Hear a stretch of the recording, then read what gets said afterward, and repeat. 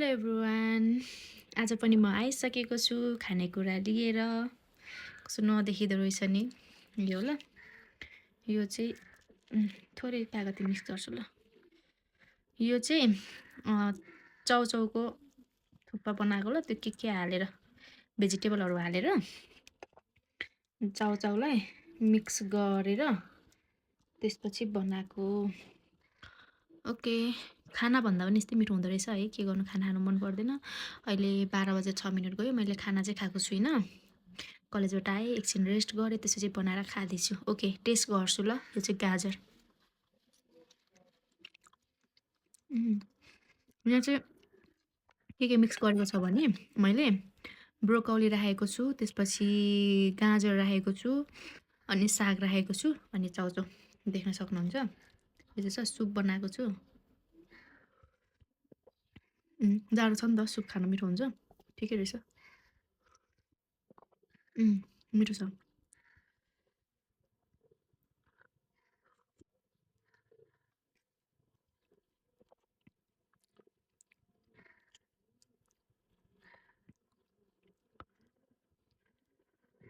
पकाउन नि सजिलो, खाना पनि मिठो हैन।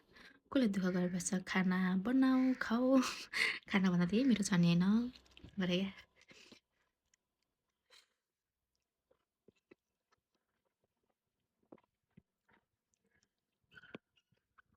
म मात्रै हो कि त हजुरहरू पनि हुनुहुन्छ हैन। खाना बनाउनु चाहिँ एकदमै धेरै अल्छी लाग्ने, तर यस्तो बाहिरी खानेकुरा भनेपछि बनाएर खाने जागर चल्छ। जति पनि खान सक्छु ल। के गर्नु, यस्तै रहेछ जिन्दगी हैन। खानै पर्यो, नखाइकन बाँच्न धेरै गाह्रो। हामी खाम त भने खोइ के भन्थ्यो त्यस्तै। ब्रोकौली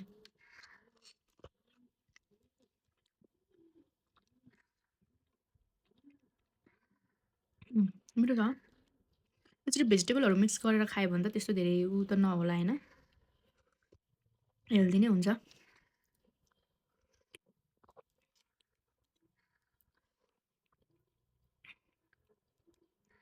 साग पनि राखेको छु, तर के हो यस्तो यो।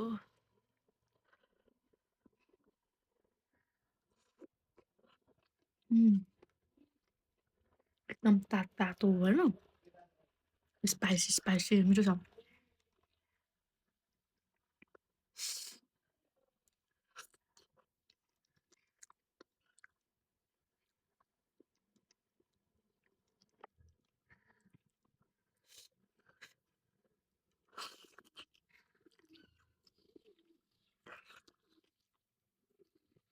Okay, by by.